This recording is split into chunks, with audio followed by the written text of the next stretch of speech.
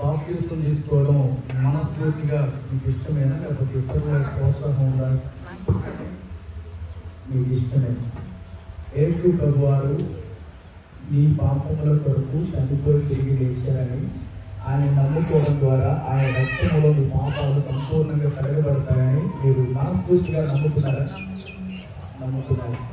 యేసు క్రీస్తు ప్రభువుని నమ్మిన మీరు ఇక మీద లోక ఆచారాలను చేయక ప్రభు క్రమములోను సంఘ కార్యక్రమాల్లోనూ యథార్థంగా పాల్గొంటారు.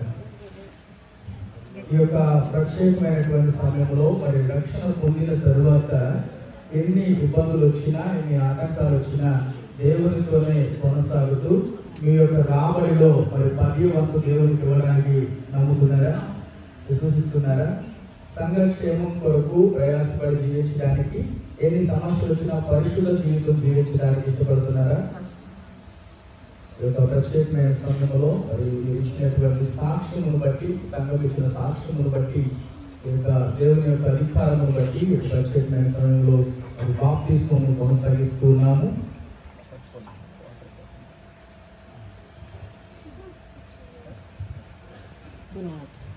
తండ్రి యొక్కయు కుమారుని యొక్కయు పరిశుద్ధాత్మ యొక్కయు నామమున బాప్టిజం ఇచ్చుచున్నాము.